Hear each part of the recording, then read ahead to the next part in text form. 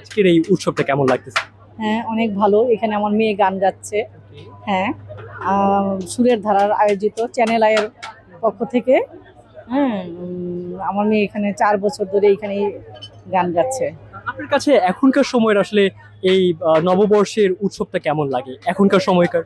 হ্যাঁ, এখনের থেকে আগে ছোটবেলায় খুবই ভালো ছিল। হ্যাঁ, ছোটবেলার নববর্ষ ছিল অন্যরকম। আমরা অনেক খেলাধুলা করেছি। তারপর মাঠে মেলা হতো, পুতুল কিনেছি, মাটির পুতুল। হ্যাঁ, এই সেই তুলনায় এখানে এখন আমার কিছুই না। সেক্ষেত্রে আপনার এই যে অতিথির যে আপনারা বর্ষ পালন করতেন, নববর্ষ উদযাপনে আপনারা যেতেন, সংক্রান্তি যেটা। চৈত্র সংক্রান্তি, রাইট?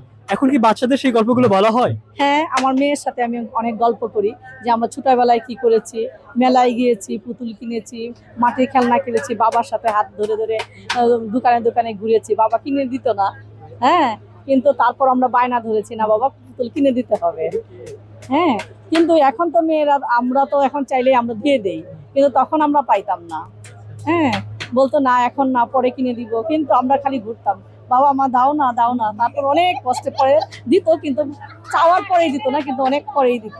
আমি দুরন্ত অনন্য আমার অন্তরে তারুণ্য আমি দুরন্ত অনন্য আমার অন্তরে তারুণ্য আমি দুরন্ত অনন্য আমার অন্তরে তারুণ্য। শাড়ির প্রতি আগ্রহটা কতটুকু জন্মায় এই দিনটাকে বিশেষ করে? ও, শাড়ি আমি সব সময় পরি। আমার ২৮ বছর বিয়ে, আমি সব সময় শাড়ি পরি। আমি কখনো শাড়ি ছাড়া যাই না। আমি সব সময় শাড়ি পরি। আমি বাসায়ও শাড়ি পরি। আগামী বছরটা অর্থাৎ নতুন বছর নিয়ে কি প্রত্যাশা রাখছেন? অবশ্যই চাই যেটা এখন চলে যাচ্ছে, সামনের দিন যেন আরো ভালো হয়, দেশের উন্নতি হয়, সবাই যেন সুখে থাকতে পারে, এটাই আমি কামনা করি দেশের জন্য। আমাদের কোন গানটা এখনো কানে বাজে বৈশাখ আসলে? এসো হে বৈশাখ। হ্যাঁ, আমি আমার মেয়ের সাথে গাই।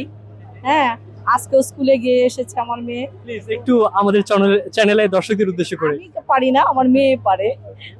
আমার মেয়ে গান করে, আমার মেয়ের সাথে আর কি করি।